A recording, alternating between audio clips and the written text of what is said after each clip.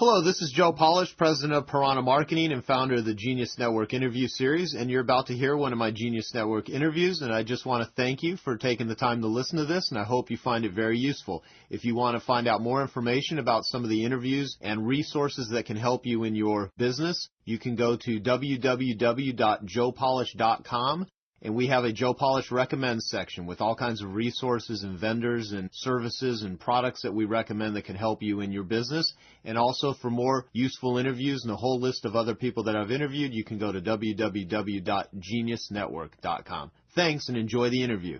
Hello, this is Joe Polish, president of Piranha Marketing and the founder of the Genius Network interview series. On today's interview, I'm going to interview a good friend of mine, a brilliant woman, and a person that has developed a technology of organization that I believe is going to change the lives of everyone listening if they take it to heart. Her name is Barbara Hemphill. She is the founder and CEO of Hemphill Productivity Institute. Barbara, thank you for being on the line. Can you hear me okay? I can, Joe. Thank you for having me. Now, are you in your hometown of Raleigh, North Carolina right now? I am indeed. Wonderful. And I'm in Arizona, Tempe, Arizona, where we're located. And so what I'm going to do, Barbara, I use your technology. I've learned so much from you over the years, but I'm going to go ahead and read a bio so that all the listeners that are not familiar with you and what you do have a real good understanding. So here's the only portion of the interview I'll be reading. Okay, who's Barbara? Barbara Hemphill is the CEO of Hemphill Productivity Institute, called HPI, founded in 1978 with a $7 ad in a New York City newspaper promoting Barbara's services as an organizing consultant for homes and offices. Now, in addition to seminars, speeches, and consulting, HPI trains and certifies PTACs, Productivity Trainer Authorized Consultants, and there's currently 122 PTACs that consult throughout the United States and Canada. Barbara's passion is to enable everyone to get their work done and enjoy their lives. Ms. Hemphill is the author of Taming the Paper Tiger at Work, Taming the Paper Tiger at Home, Love It or Lose It, Living Clutter-Free Forever, and Simplify Your Workday. Her methodology is featured in Taming the Paper Tiger software, which you can get information at www.thepapertiger.com. It's a software program which guarantees that you can Google your files and find anything in 5 seconds or less. Known as America's favorite organizer, Ms. Hemphill has appeared on numerous television shows, including NBC's Today Show, ABC's Good Morning America, CNN Nightly News, CNBC, CNN FN, and HGTV. She speaks frequently at national conventions, is a corporate spokesperson, and a consultant to small businesses and major corporations. Barbara has been the cover story on Guideposts. She's regularly featured in magazines and newspapers, including Fast Company, Investors Business Daily, Business Week, Home Office Computing, Reader's Digest, USA Today, Kiplinger's Personal Finance, The Washington Post, The New York Times, The Boston Herald, Boardroom Reports, and The Wall Street Journal. Now, Ms. Hemphill is also the mother of 5 children and a grandmother of 2. She and her husband, he's a retired Colonel Alfred Taylor, live in Raleigh, North Carolina, and Barbara practices what she preaches. Her office sits amidst 70 wooded acres on the shore of a pristine lake where she gets her work done and enjoys her life. So, Barbara, I imagine you've got a really nice view right now. I do indeed. First off, let me say before I start asking you some questions, let me just say something to the listeners. I believe this interview is going to give you tremendous confidence, direction, and capabilities in the area of organizing not only your entrepreneurial activities for all the entrepreneurs that are listening, but also just your personal life. I have been a very disorganized individual in the past, and it's not in my MO to be very organized. However, out of all of the things that I've done, seminars I've attended, people I've associated with, there's not another person in the world that has helped me more with organization through your books, through your Paper Tiger, and just through your methodology than you. And over the years, we've become good friends. You've spoken at my boot camp. I mean, we've even organized together at my office and stuff. And so it's always a privilege and an honor to pick your brain and get information that not only I learn a lot of stuff from, but everyone listening will. So, and for the, anyone that doesn't know me, I run a multi-million-dollar company, and I'm a very busy guy. And organizing not only makes my life less stressful, it makes me money. When I can find things and locate things, I just function better. I'm in a better state of mind. And there's a lot of people, and I'm going to ask you to tell a couple of stories of, people that have really just, had transformations as a result of what you teach.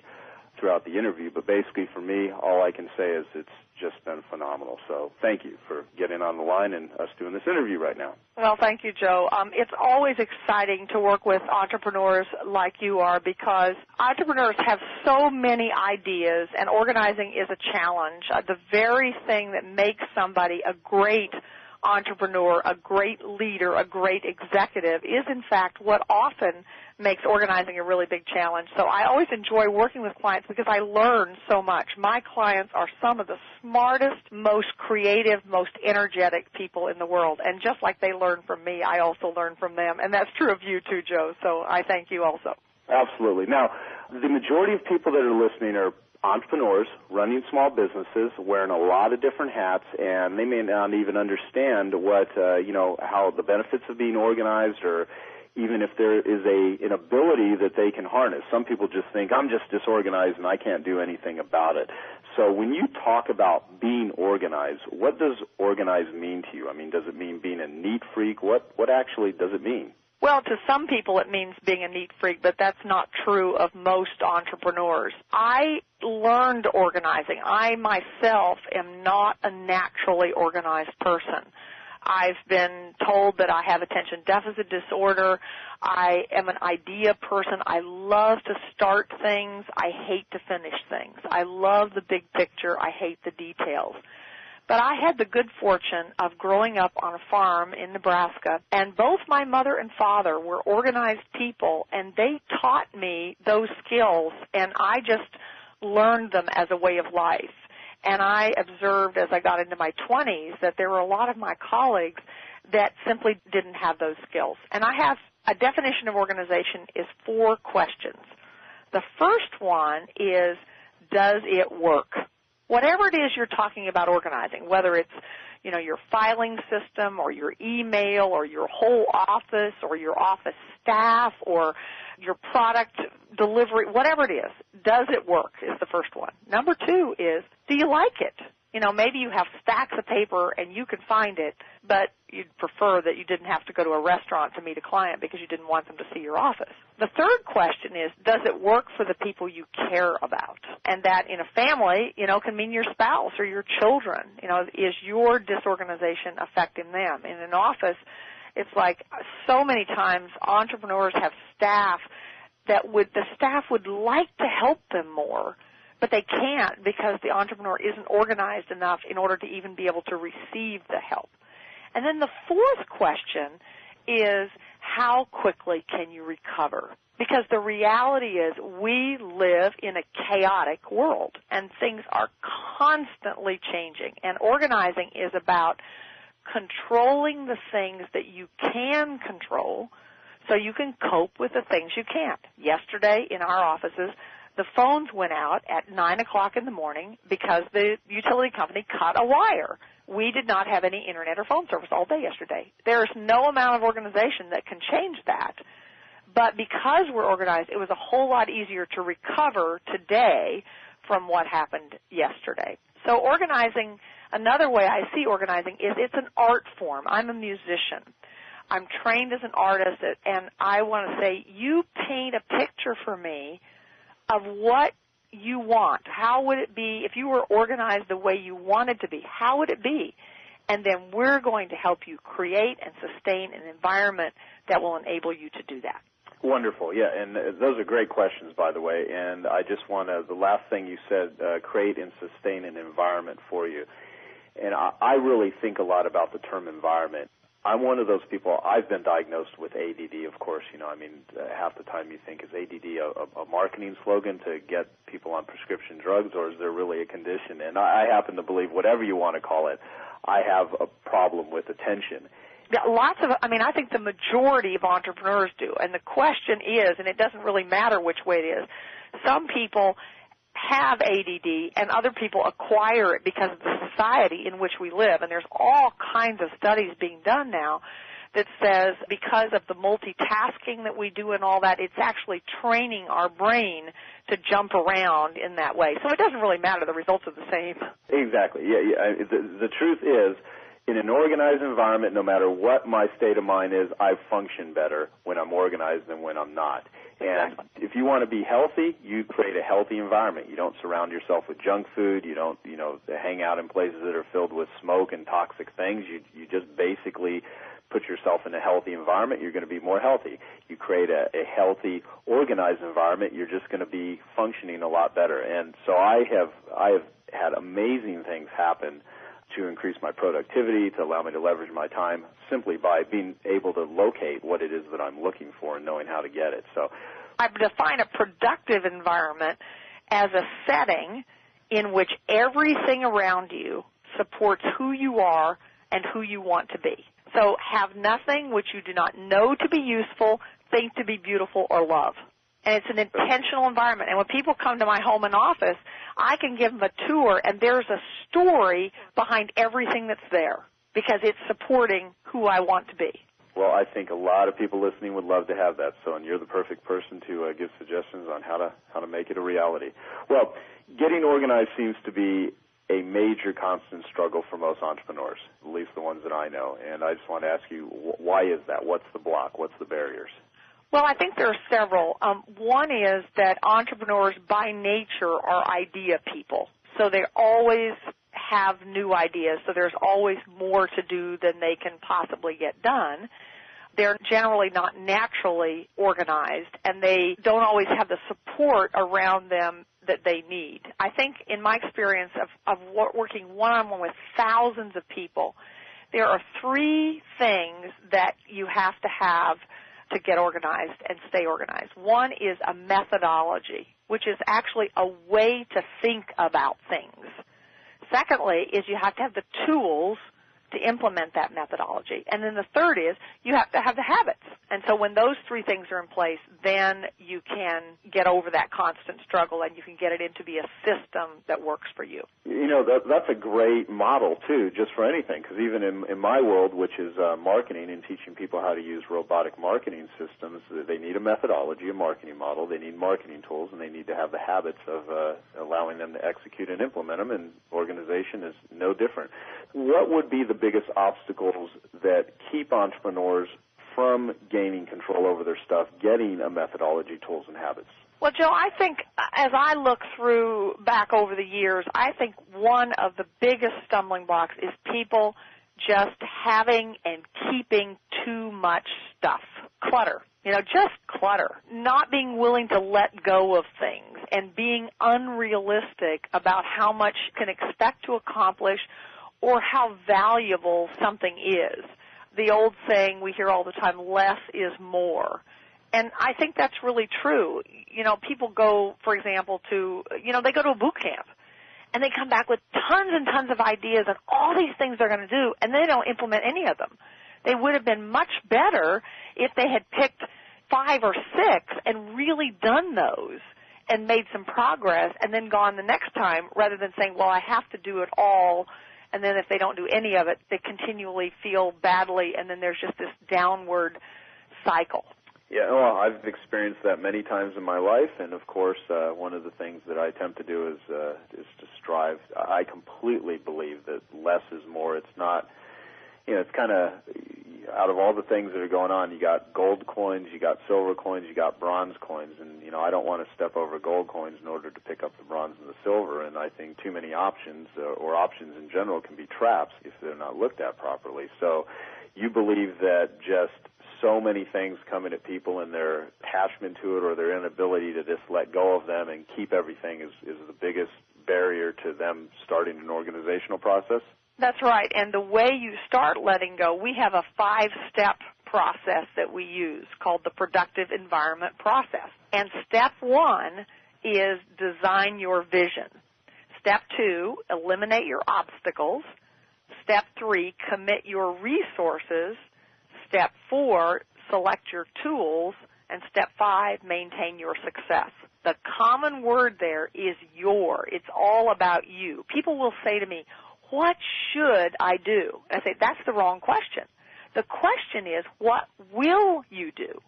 Or they'll say to me, how long is this going to take and how much is it going to cost? And I'll say, I don't know, but I do know that the longer you wait, the more it's going to cost and the longer it's going to take. So It's about getting a system. And when we start with a client, the very, very first thing we do with a client is say, all right, what is your vision of what success is going to be like? You know, if you have the kind of business or the kind of life or the kind of email system or the kind of filing system or the kind of staff or the kind of company or whatever it is that you want, we have to start there, because otherwise we don't have any way of measuring it. Right. Those are fabulous questions, too. And, I mean, you know, I think it was Thomas Edison that said, you know, if I had 60 minutes to come up with the answer to a problem, I would spend 55 minutes on coming up with the right question and 5 minutes on answering it. And you are giving great questions. And what a fabulous process to take people through. Well, you mentioned things that someone would say, well, what does it cost to get organized? Like there's going to be, you know, some cost involved. I'd like to ask you the opposite of that. What are the costs of not being organized? You know, Joe, there are so many costs. There's certainly the emotional and psychological costs of constantly feeling out of control. There's the cost of not having any peace of mind. I love the story. I heard a story recently about a king who went to his subjects and asked them to bring him the most peaceful painting that they could find. And they all brought in all these paintings, and he narrowed them down to two. And one of them was a picture of a seashore, and there was a palm tree waving, and the sunset, and, you know, it just looked really peaceful. And the other one was a raging storm, and the trees were just snapping back and forth. And if you looked very carefully, there was a bird's nest in it, and a mother bird sitting in the nest on her egg. And the king said, that's the peace I'm looking for. And I think entrepreneurs, you know, we're in a world in which things are constantly changing and things are out of our control, and we have to find our peace in the things that we can control. So I want to be the mother bird in the nest in control of what I can when everything around me is raging. On the other hand, there's the real out-of-pocket costs. Simple little things like you order letterhead or marketing materials, and you put it on a certain place in the shelf, and the shelf doesn't have enough of it, and so you take the leftover box and stick it back in the corner somewhere. And then whoever puts it back there isn't there when you go to get it the next time, or they forget, and so you order more. And then a couple years later, you're looking back, and there's several $100s worth of stationery back there that now isn't any good because you've changed the logo. There's the situation of you're not able to find what you've created, so you have to create it again. You have a piece of artwork that you spent several $100s on, and, you know, maybe it's stuck behind the bookcase someplace, or you get subscriptions to magazines and you don't get them read, but they have great resources in them. You know they do, and so you keep the pile there, but you don't have access to them, where if you were organized, you would be able to look at a table of contents of a magazine and very quickly either tear out the articles that were of interest to you or mark them, and then you could file them so that you could find them, and you would have what I call just-in-time reading, which means if you're getting ready to purchase a new piece of equipment, or you know you're going to purchase it sometime in the next year or so, but if you're not making the decision right now, there's no point in reading it right now. Wait until you're ready to purchase it. Then if you filed it, you can find it. And that alone could save you several $100s if you got the report that said, oh, you really should buy this one rather than that one. And then there's the cost of recreating even intellectual property. How many times does an entrepreneur sit down and spend hours creating an ad or a marketing letter or something, and then somehow it gets lost, or you forget it exists because there's no system there? So all of those things add up, and the costs, research shows that the average person spends 150 hours a year looking for misplaced information. And based on my experience, that is a conservative estimate because it doesn't take into consideration the times when 3 people stop and look for what one person needs, or when somebody recreates something that already exists. So I think it costs way more than we ever imagined. Right, and I would completely agree with you. And I mean, the opportunity costs when I could not locate certain things. And I mean, I'm in a business that requires keeping track of a lot of paperwork. I mean, I'm in the direct mail business. I have a very large swipe file. A swipe file is something that marketers use to reference past promotions we've done, different ideas. I have some of the world's most successful sales campaigns and promotions, tons of materials that I've purchased over the years, all kinds of resources, and not being able to locate them, the opportunity cost is enormous. And being stressed out because you can't find anything is the first thing you said. I mean, it's just not a fun place to be. There's enough things to deal with running a business to not want to have to deal with, well, where's my checkbook? Or you go to a marketing event and you get some business cards and you stick them in your pocket and you don't have a system to deal with them, and 3 months later you put on your jacket and oh gosh, here was this guy who said he wanted such and such, and you just threw away several $1,000s right there. Exactly. Well, okay, so let's say that there's someone listening right now. There's a listener, and they're facing stacks of stuff and clutter in their office, and it's built up for, let's say, years.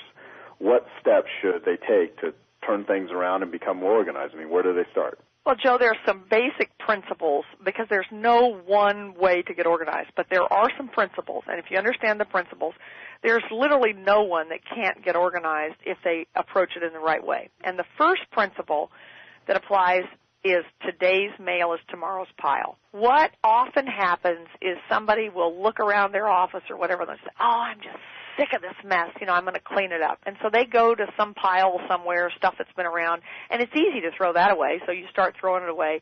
And while you're doing that, what's happening? Something new is coming in. And what's new is coming in is infinitely more exciting or threatening than the old stuff, and you abandon what you're doing and nothing really changes. And that happens over and over and over. So if you want to get different results, you have to ignore what you've done in the past. That doesn't mean throw it away. It just means ignore it until you get a new system in place. And the new system has to take care of everything new that comes in, and then you can go back and deal with the old stuff. But there has to be a system. So that's the first step, is to ignore the past and get a new system in place that will handle everything. And the easiest way to do that is to keep, the mail you get for a few days or some of the problems you get for a few days so that you're looking at, okay, here's what we're really dealing with on a day-to-day basis. My entire business has been based on 4 words. Clutter is postponed decisions. When the papers pile up, we have what I call the 6 records, and I say paper, but it's true of electronic. It doesn't make any difference whether it's a scanned document or an email or a piece of paper. It doesn't really matter. The principles are the same. I have what I call the 6 records management questions. Number 1 is, what do I keep? Number 2, in what form? Number 3, for how long? Number 4, who needs access to it? Number 5, who's responsible for it? And number 6 is, how can everyone find it? And that's what every company has to deal with in terms of what are the resources that our company has. And the reality is, if you organize your office and all the resources in your office, you are actually increasing the equity in your company, the value. Let's say you decided you wanted to sell your company. And if you had just files and files full of stuff and lots of electronic documents and scanned documents, but nobody could find anything, do you think any potential buyer is going to be interested in that? You talked about your swipe file. I mean, if you just had files and files and files, but there was no way to find it or no way, that's not valuable to anybody. But if you can say, here's examples of what I've used in this industry, or here's examples, and they can see that right away, it's like, wow, this is really valuable. I have constantly allowed myself to find campaigns in the past, marketing promotions, that I can use over and over and over again merely because I can find them. And one of the things that I see all the time is that the reason people don't use the tools that they have available to them is that they forgot they even have the tools because they don't have a system for locating it. It's kind of like someone goes to a drugstore and buys Q-tips, and then, a few months later they find a couple of boxes of Q-tips in the very back of the cabinet under the sink or whatever. It's not that they didn't have it, they just forgot they had it. And there's so many entrepreneurial tools that people have, but they just forget they have them, and they have no way to retrieve them. So, again, this goes back to how much money is that actually costing people. The pain of not being organized, the pain that's caused by not being organized is a pain that can be eliminated if people are simply willing to learn what it is that needs to be done, which is all the people that are listening to this interview right now. Let me ask you a internet-based question, because with the internet, I can remember when things were being said that the internet was supposed to be the coming of the, paperless office, paperless business, but it seems to have gotten, in my opinion, worse than before. And so do you have any tips for handling, a flood of emails and communications that most people get bombarded with every day?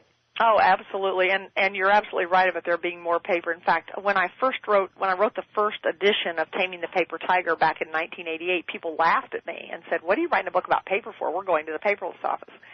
And the most recent study that I've seen said that at the end of 2005, there was 50% more paper in offices than there was in 1995.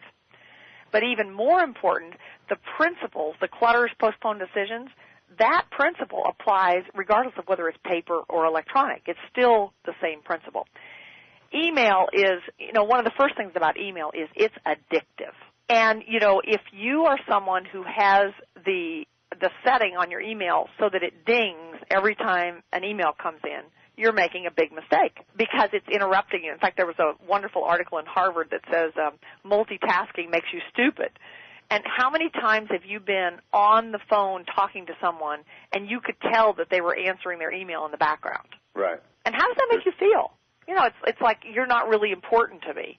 And so you're doing both a disservice. So email is a huge thing for us to deal with, and there are several things. One of the things that I like to teach my clients, that many of them have just been raved about how it's changed their productivity, and it's not true for everyone because we all have different jobs, but if you take the Pareto principle, the old 80-20 rule, yep. 20% of an 8-hour day is 96 minutes. What do you think most people do the first 96 minutes of their day? Check email. That's right. Check email. And how do they feel afterward? Discouraged, depressed, and they haven't really accomplished anything. So for most of us, the best thing we could possibly do to really jumpstart our productivity is to, when we leave the office the night before, have a system in place so that we can easily identify what is our highest priority for the next day. When we walk in the next day, before you open your email, you do that first task. And if you spent the first 96 minutes, the 20% of your day, of an 8-hour day, doing something productive instead of answering email, you would be truly amazed at the difference it would make. Now, obviously, sometimes you have to make differences. I work with people in England, and so sometimes I need to check my email first thing in the morning to see if something has come in. But I have to close it again, because if I leave it open, the temptation is just too much to go back. So now I try to look at it just like after a couple hours in the morning, and then once either before or after lunch, and then once later in the day. And we train people. If you answer email very quickly, you're training them that you're always going to do that, so that you're making them in charge of your life instead of the other way around. What you just said in the last few minutes is I think it's profound, and I think anyone that really takes to heart what you just described can really have an enormous shift in productivity. And I've seen so many people, literally their whole schedules has been destroyed by their inability to manage their email system. Correct. And they just don't know what to do, and they're just addicted to it. And I mean, I've set up measures with turning the computer off. If for those of you that work at home, which I know a lot of people are listening at home, I mean, how would that be different? What should they do, if anything, differently than what you described for someone that says goes to an office? Well, you might do the timing at a different time, but the principles are still the same. It's that you should be in charge of the email, not the email in charge of you. And as I walk around offices, I am just so amazed at how many people are totally driven by their email. There are so many things that you can do with your email program even that people don't know about. I mean, that is a tool. Email is a tool.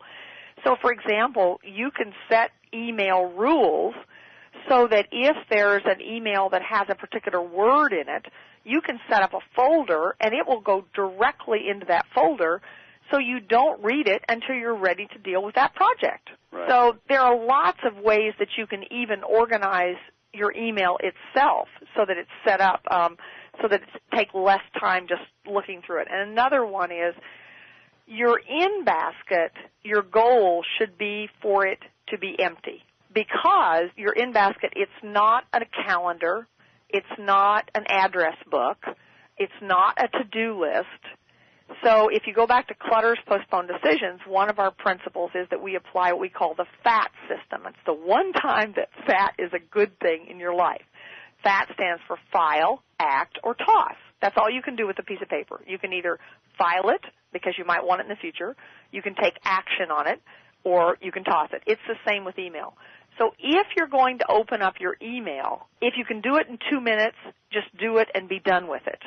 But don't open it up and then close it, and open it and close it, and open it and close it, and then leave it. I went to a client the other day who had 4,000 emails in her in-basket.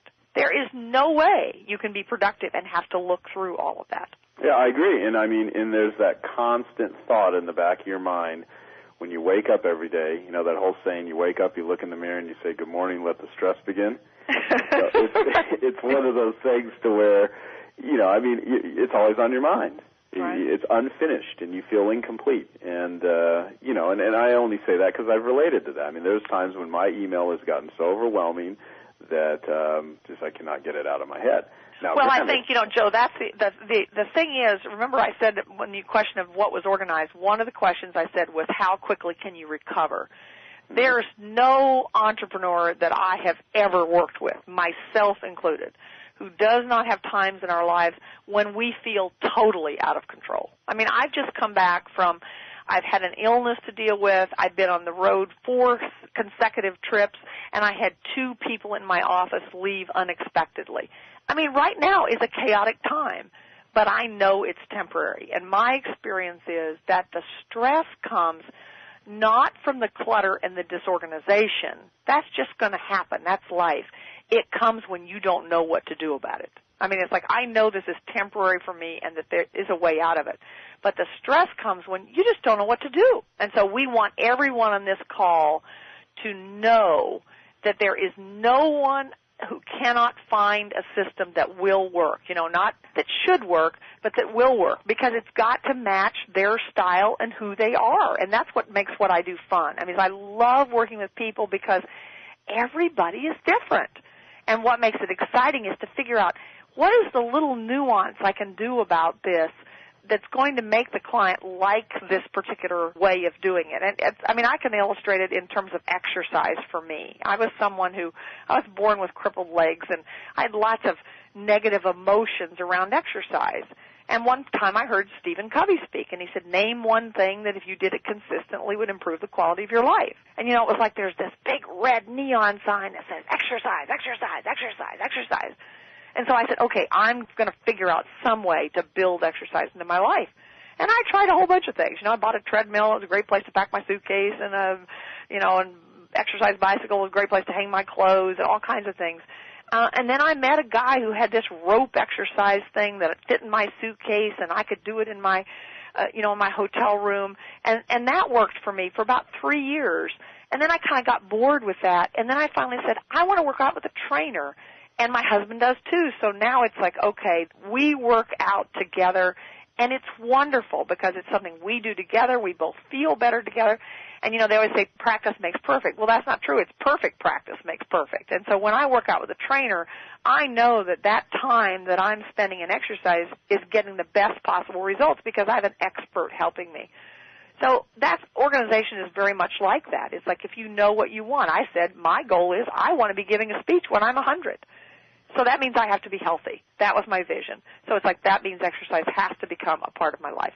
That's a great point. And, looking at all the things that we look for help for, people would hire a financial advisor. I mean, why wouldn't you get assistance in an area such as this that day in, day out is always a part of your life? And the more that you can get better at it and skilled at it and that you can be consistent, you're going to get great results.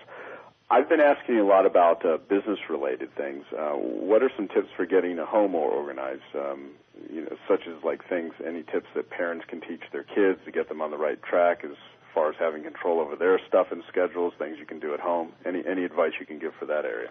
Well, the first thing I'd like to say is that I believe that parents are responsible for role modeling organization to their children. That does not mean that you will see the results when they're living under your roof. I mean, one of my children, when he was 16, I closed his door, and I said, if it doesn't crawl out or smell, I'm not going to say anything. You know, I have trained, I have bribed, I've cajoled, I've taught, I've punished. I'm not going to do this anymore. And I quit. Well, now he's in his 30s. He lives a very productive, organized life, and he's just fine because he knew how it was done at one point. It was just that he didn't want to do it. The other thing is that often when parents say to their children, clean up your room, and the children don't, the reason they're not is because they are just as overwhelmed with their stuff as the parents are with theirs. And the children often don't have to look very far to see that the parents haven't done it themselves. So I think that's really important. The other thing I'd like to say is that the number one organization problem in the American household is paper and information, and now even computer information. I believe that every household needs what we have trademarked as the home office for the business of life. And it's really important. I was on HGTV, and we did what we called an office in a closet, where it was a very small condo in New York City. This woman had a beautiful, beautiful home. She traveled all over the world, was one of our first ladies. And everything looked beautiful except these little piles of paper that were everywhere. And she didn't really have an office. And so we took a front hall closet and made it into an office. She said, if I'd have learned this 25 years ago, my life would have been so much easier. So there are lots and lots of ways and tools that can enable you to do that. But the important thing is it has to be a place you like to be. Because most of the time what we're doing in a home office are things we don't particularly want to do. Paying bills, dealing with consumer issues, writing thank you notes, making appointments, et cetera, et cetera. So it's really important. So in the example of this one I did on HGTV, one of the things that made a difference was we put a radio there. Because when she came home from work, there was a certain radio program that she loved to listen to. And so just being able to flip on the radio and listen to that show motivated her enough to do what she needed to do to make it easier. Wow, that's neat. That's very neat. You know, one thing I have, as I'm sitting here, I'm thinking about tomorrow. I have one of your P-Techs coming over to my office, and I have a staff. I have a wonderful staff, and they're very helpful. And I also rely on organizational experts because out of all the money that I've invested in continually improving my organization, and me organizing things is not always my unique ability. And once you know a system, you can get other people that can assist you with it. And we have a good friend named Dan Sullivan that says, if you have enough money to solve the problem, you don't have a problem. And you've created a lot of things that are extraordinarily affordable. And, getting organized in terms of money that you would spend is not costly very much at all compared to the results that you will get. And most people make far more money as a result of being organized than it ever would cost them to learn the skills and the capabilities to do so. And you've given so much good information here. You have a process that you actually offer that's called an 8-hour miracle that you have P-Techs all over the country that do it. So I'm sure that most listeners who know that they're unorganized would probably think, how am I going to get organized in 8 hours? It's not going to change a situation that maybe took, decades to create. But you have this process, and it's transformative, and it happens very, very quickly. So can you explain what it is that you do, what your P-Techs do, and what your clients gain in that sort of process? Because I want people to just be aware of things that are out there. Absolutely. The 8-hour miracle, it means 8 hours face-to-face with a client. There's some work that goes on the front end and the back end with the part of the P-TAC standing for Productivity Trainer Authorized Consultant. And what we do in that 8 hours is we talk with the client ahead of time so that we're sure we're kind of on the same page about what we want. We have something called a Productive Environment Scorecard that we use. And then we spend 8 hours together. It doesn't even have to be 8 consecutive hours. Sometimes we split it up and do a couple of hours to get started and then another 6. Again, there's lots of flexibility depending on the needs of the client. But at the end of the 8 hours together, we promise 3 things. Number 1, that you will know what to do with every new thing that comes into your office. Number 2, that everything we have filed or stored in the 8 hours that we're with you or anyone else in your family or your company could find in 5 seconds. And 3, that we'll have a productive environment game plan to help you incorporate the things that you have it that we didn't handle in the 8 hours, because obviously there's a limit to how many physical things. But if you keep in mind what we said earlier in the call, 80% of the old stuff we don't use anyway. Doesn't mean we don't want to throw it away right away, but we're not using it on a daily basis. So today's mail is tomorrow's pile. We're going to get that new system in place. If we don't do that, you don't owe us any money. We've never had to refund money because it does work, because what we're doing is, first of all, we're giving you a methodology, a way to think about the information that suits what you want, not what we want, but what you want. Then secondly, we're giving you some tools about how to do it, and the primary tool in it is Paper Tiger software. And Paper Tiger software, it's so simple. I mean, people can't believe it's this simple. They try to make it harder, which is why they struggle with it. There's lots of people who bought Paper Tiger software and looked at it and said, oh, this is too difficult. And it's because they're making it difficult. What it does is it simply turns your file cabinet into a warehouse for paper. And then we take a Pendaflex hanging file folder, and we put a number on the front of that file. So if we have reference files, our files are going to say reference 1, reference 2, reference 3. So these file folders are containers in a warehouse. So when you want to file a paper or papers, you simply look for an empty container, drop the papers in, and now you can type in as many words as you want to describe the contents. Because the reason people have trouble with filing is, do I call this automobile, car, Chrysler, transportation, or vehicle? And then I get the insurance policy. So does that go in car insurance, or does it go in State Farm? The answer is it doesn't make any difference as long as I do it the same each time. For entrepreneurs, that is impossible, because the very nature of entrepreneurs is that we think of different things. So with Paper Tiger, we can put it in there, and we can give it any number of names and be able to find it. So having the tools, we also use a tool called Easy Reach, which searches all of your electronic files so that you can find all of them in 5 seconds or less.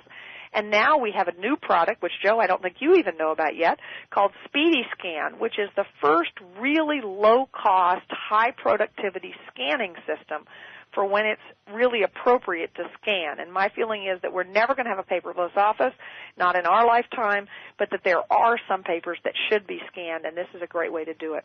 So those are the kinds of things that we offer our clients. Well, and at the end of this interview, we'll give out resources where people can actually locate those. And you're right, I did not know about the Speedy Scan thing. And, I like paper. I would much rather read out of a magazine or a book or something printed out than I would off of a computer screen. And, of course, the challenge is, well, how do you find it? And this is the way you actually find it. I mean, I can find all the ads and promotions that I ran a decade ago. I keep track of every neat article that I ever wrote that I'd ever want to reference in the future. And the Paper Tiger system, and this is the honest-to-God's truth, there's 2 softwares that I rely on more than any other things computer-wise. And I have a whole staff of people that know how to access the database and know a heck of a lot more about computers than me. I am really technically challenged when it comes to computer-related things. And Paper Tiger is so darn easy to use. It is between using my Microsoft Word for writing, because I write a lot, and Paper Tiger. Those are the 2 softwares that I use the most. Well, Joe, one of the things that entrepreneurs, many, especially home-based entrepreneurs, we have many of our clients who are having their children help them do the filing, because it is a system that a child can very easily do. And we, in fact, have a 13-year-old who comes in and files in our office after school every day. That's a very low-cost way to get assistance. And the reality is that a lot of the organizing that needs to be done is not very high-level work, but the problem is if there isn't a method to do it, then the entrepreneur ends up having to do it themselves. By using Paper Tiger, the entrepreneur can say, this is what I want, and then a 13-year-old can do it. Exactly. Whenever I need anything from my office and I'm not at my office, I can call my office and ask Eunice or Gina or any of my people that work for me, I want you to type this in the Paper Tiger, pull the file, there we go. And we also, now we have Easy Reach, which is if you're a Palm user or a smartphone user and you want a document, there's a document back on your computer in the office, you can actually use Easy Reach to access it through the phone. There are lots of productivity tools, and we're all about helping people find the tool that works for what it is that they need. It isn't a tool for a tool's sake, but it's saying, what do you want to do, and then let's find the best tool to do. And we whatever's cutting edge, that's what we're going to be offering our client. And some things are low tech, like we use something called a Swift file, which is like an old-fashioned tickler system with the 1 through 31 and the 12 months a year. And this one is designed in a particular way. The one that I have, they come in different styles. The one I have sits in a cherry wood box on my desk. And when I walk in the morning, the very first thing I look at is the file for that day, which the evening before I have prioritized. So when I walk in and I open up that file, that tells me what my highest priority is that I can start doing before I open my email. Wow, that's great. That's great. There's more stuff that I want now. And that'll help me. Well, let me ask you this. I mean, you've got 122 currently, as we do this interview, PTECs throughout the country, and the company Pendaflex even promotes and endorses you. You've partnered with them and created what's called the Pendaflex Productivity Institute. Can you talk a little bit about that? Because, we have a company here that not only produces the best filing system stuff, but they've also connected with who they consider to be the top organizing person in the world to help assist their many tens of thousands of business owners and clients all over the world on how to better improve their organizing, which I think is very cool, and it's also a testament to how important the subject of organizing is, how big the need is out there in the workplace, and the fact that your methodology works. Could you talk a little bit about that, about your PTACs and about the relationship you have with the Pendaflex and the Pendaflex Productivity Institute, so any of the listeners can be aware of the resource that is available for them if they want to use it? Absolutely, Joe. It's really exciting for me. I have been standing up in front of audiences since 1978 holding Pendaflex file folders. And by the way, Pendaflex is a word that often gets used. It's kind of like when people think of a tissue, they think of Kleenex. Well, Pendaflex is a particular brand, and it's more expensive than some of the other brands of hanging folders. But the reason is it's worth it. If you've ever gone into a filing cabinet and the wire rack thing has come unglued and then the papers have all slid down to the bottom, or you've tried to stick the little plastic tab in but it wouldn't go in the hole because the glue was in there, those are all things that are just maddening. And Pendaflex files are guaranteed for life. And I have some where I've used the same files for 15 years. So it's a wonderful tool. I absolutely love it, and I always encourage my people to buy it. The other thing is that your ability, and Pendaflex recognizes that your ability to accomplish any task or goal is directly related to your ability to find what you want when you want it. So organization is everything. I mean, it doesn't matter what you're trying to do. If you can't find what you want, you're going to be hampered. And so we've partnered together to say we're going to help people do this. And one of the reasons it's such a challenge is if you go back historically, before we had desktop computers, and if you look in companies, before we had desktop computers, there were filing centers, filing rooms, and they often had Mabel. And individual people had secretaries and file clerks. And then what happened was we got desktop computers, and those people were all fired. Mabel was fired. The central file room was turned into a storage room. In fact, I just saw it. I was just at the university a few weeks ago, and I was telling this story, and the president said, "Here, let me show you." And she walked me down. She says, "This used to be our file room." And the woman that was there was Mary. And now we were looking at rows of desks. So what has happened now, if you think about it, I grew up on a farm, and I love farm analogies. You remember those big old tall silos? And in organizations, and it's even true in a small business to the same extent, you have individuals who manage information. Some do it well, and some do it poorly. But the truth is, if that individual isn't there, the rest of the people have a hard time finding it. So a lot of small entrepreneurial companies, even if there's only 2 people in the office, what happens if one person isn't there and the other person needs it? Then secondly, you have the central files, which are the things that are shared among the people there. And often those just get disorganized because these file cabinets are scattered all over. They're in the storage room, in the hallway, in somebody's office, and nobody really owns them. And if somebody leaves the company, you take the files that were in that person's desk and they go in some of these file cabinets somewhere. And then pretty soon those get full, and nobody wants to go through those either. So then you have the third silo of information, which is you take those papers and you put them in a box and they get shipped off site somewhere. And then if you get an audit or you have a lawsuit, you have to go out there with a truck and bring back those boxes of files, and somebody has to sit there going through them for hours, days, or weeks to find it, maybe to protect themselves from a multi-million-dollar lawsuit. This is totally unnecessary if you use the right tools so that you can create a centrally understood system. And by using the Paper Tiger software, by using Easy Reach, by using some of these tools, we can use technology so that even though individuals are managing it, everybody can understand how it works. And so Pendaflex is recognizing that this methodology combined with their tools is going to make for a much more productive workplace. And it's very exciting to work together. Yeah, no, and it's wonderful, too, because part of even me interviewing you right now, when people have the tools, if they don't understand the methodology behind it or why to use it, then they may not see the value. And by asking you the questions that I've asked you and just hearing you talk about it, I mean, and I know so much about it. I've been using Paper Tiger for years. I've read all your books. I've had you speak at my seminars. I know you personally. Even just listening to you today, I mean, it just reminded me of how to just continually get better in this area. And it's such a critical area, and it pays so many dividends by continually staying sharp. And so it just reinforces the value of education, and that's really what Pendaflex, of course, wants to do with their clients, is bring this type of education so that business owners can just be better at what they do. And then also bring them resources, too, because the other thing is that most of us do not have, and I think one of the things where entrepreneurs sometimes fall down is they're too independent. They really think they should do it all themselves. And the reality is all of us have unique talents. And it's not a good use of an entrepreneur's time to be doing administrative work.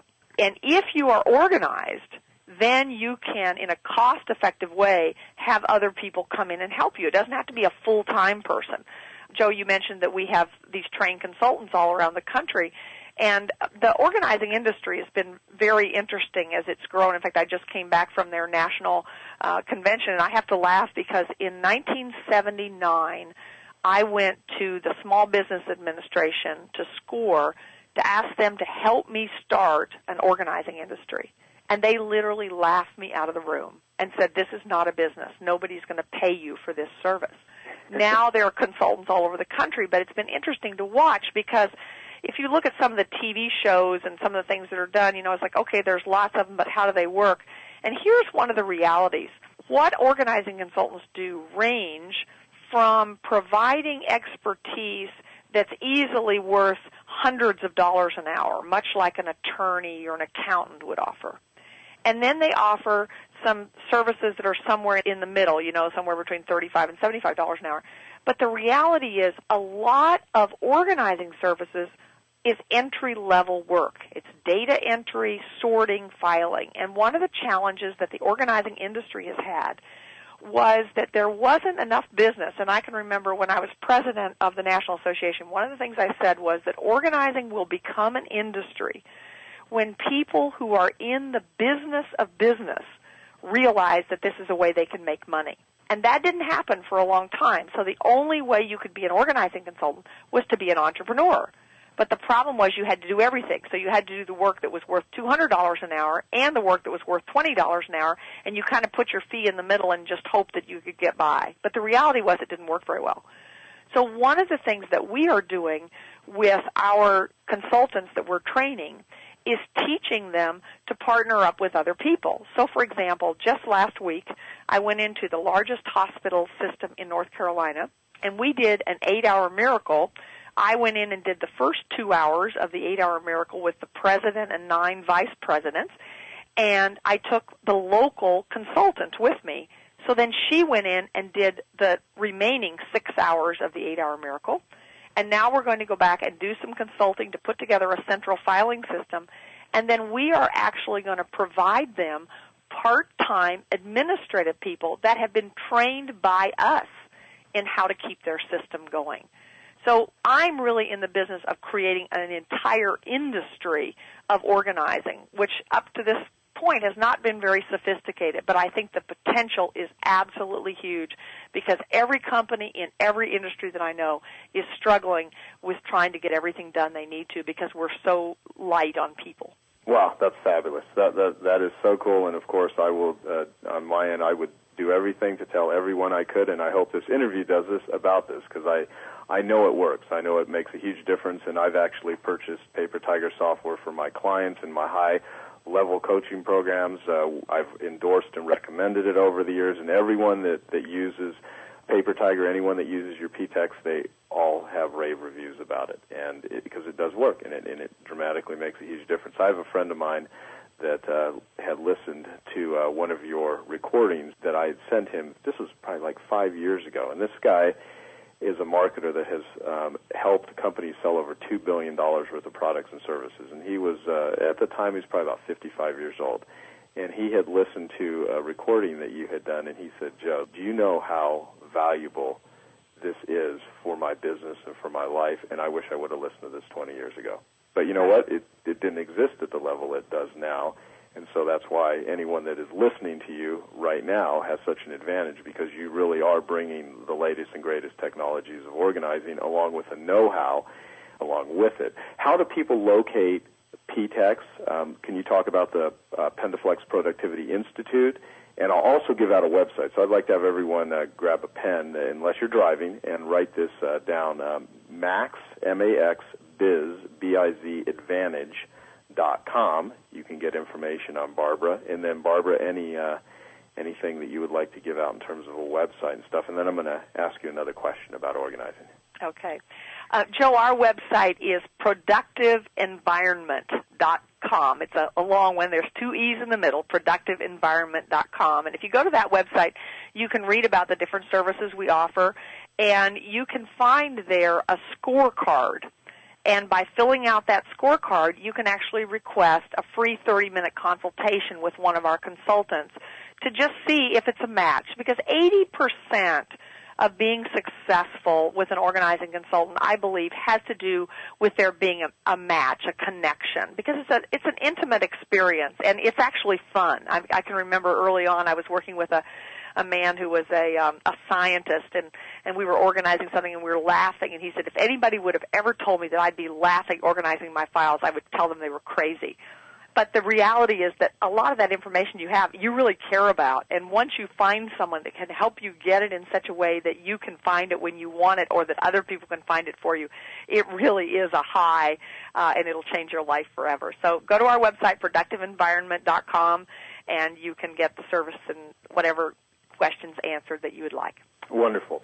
Now, let me ask you the last question I'm going to ask you. Besides, having a great feeling that when you have everything in order, there's a real monetary value from having organizing systems in place. So could you share a story or two of companies, individuals, whoever, who were transformed by getting things in order? Well, one story I can tell is we went into a company that had just placed an order for $5,000 worth of new filing cabinets. And we went in and worked with them, and they were able to cancel the order because they just simply had so many duplicates. They were keeping things they didn't need. They weren't using the space that they had, and they didn't need any of it. So that was just one benefit they got physically of being able to cancel an invoice for $5,000 and say, we really don't need that. In another company, we found enough office supplies squirreled away in various places that they didn't have to order any office supplies for a year.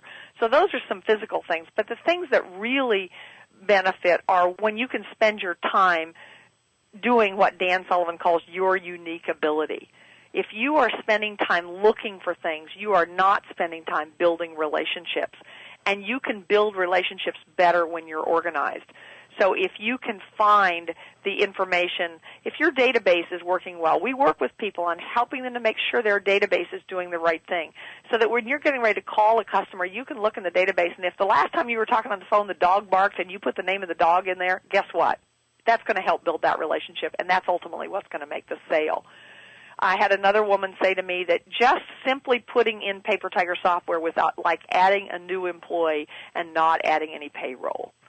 So my dad used to say half of any job is having the right tool, and 80% of what organizing consultants and P-Tex do is help our clients find and use the best tool for what they're trying to do. And it will save them thousands and thousands of dollars and create often many more thousands that they never had an opportunity to create before. Wow, wonderful. Well, yeah, I don't know about you, but I actually feel really inspired just by listening to you. And, you know, it's kind of an appropriate time, too, because I recently bought an 11,000 square foot building. And prior to moving up into the new area and selling my last building and moving into the new building, you know, I had all my stuff where I'm used to having my stuff, and I could find it and everything. And in the process of moving, things got a little disorganized. And so recently we just relocated all my files and books and manuals and everything, which were in the process of bringing on more stuff and new systems and new decor. And so just listening today, I mean, has been huge in terms of my confidence. And there was a question you said earlier, which I believe you said you originally heard Stephen Covey say, which was if there was any one thing that I could do consistently. What was the exact question? Because I don't want to it was a statement, actually. It said, name one thing that if you did it consistently would improve the quality of your life. Okay, well, that's a great statement. And as it relates to me talking with you today, one thing that I would recommend to the listeners is to take whatever you have heard from Barbara. It's a lot easier to maintain momentum than it is to create it. And I hope that your words of wisdom have really resonated with our listeners and that you've given them some direction, you've pointed them where to go. And I would recommend that, you know, check out maxbizadvantage.com, maxbizadvantage.com. I know that your report card is up there. What's the exact term that you use for the productivity? Productive Environment Scorecard. Wonderful. And I've done that, and do the little test and kind of see where you're at, because that in and of itself will reveal just how much you can or cannot benefit from it. And is there anyone out there, Barbara, that would be incapable of becoming better organized? Is there anything that you've ever seen that, well, it just wouldn't work for this person? Well, you know, Joe, there's a saying, I don't know whose it is, that says whether you can or whether you can't, you're right. It depends on what you think. You know, if you think that you can't do it, then that is going to be a self-fulfilling prophecy. But I can truly say that in 27 years of working one-on-one with thousands of people, I have never had a client say, I can't do this, this isn't possible. It sometimes means you have to surround yourself with other people. But it doesn't have to be an enormously expensive thing if it's organized in a proper way. And you have to decide whether it's worth it or not. But anyone can get organized to suit them. And I think the reason people think they can't be organized is that they have seen someone else that was organized and knew they could never be like them, and then say, I can't be organized. But organized comes in many, many different ways, and that's what makes the work we do so exciting. It's us helping you to be the best that you can be. So you don't need to say, what should I do, but you say, what will you do? And we're going to help you figure out what you will do so that you can be organized, so that you can create and sustain a productive environment, so you can accomplish your work and enjoy your life. Wonderful. And so my last words will be, you said that clutter is postponed decisions. And so if you have clutter and you want to improve your ability to be more organized, make more money, have less stress, and save a lot of time, I mean a lot of time, and use it on things that are the most important to what it is you want to accomplish in your life and in your business, then make the decision to do something about it and take the words of wisdom that Barbara shared today, which were wonderful, and use them to create value in your life and the lives of everyone around you, your clients, your family, everyone. And so, Barbara, thank you very much for doing the interview. I really appreciate it. And in the future, I know that all the listeners will have access to more wonderful value from you, and have a great day. Thank you, Joe. Hello, this is Joe Polish. I want to thank you for taking the time to listen to this interview. I hope you found it very useful. Please give me your feedback on all of the interviews that you listen to. I'd love to hear your feedback so we can always deliver a great program for you. Our website is www.joepolish.com, and we also have a Joe Polish Recommends section, so you can take a lot of the ideas and concepts that you hear on my Genius Network interview series and apply them to your business and find vendors and resources. You can go to joepolish.com to find that information and click on the Joe Polish Recommends section. And also, if you would like to find out about more interviews and invest in more useful Genius Network series interviews, go to www.geniusnetwork.com. Thanks, and eat your competition alive.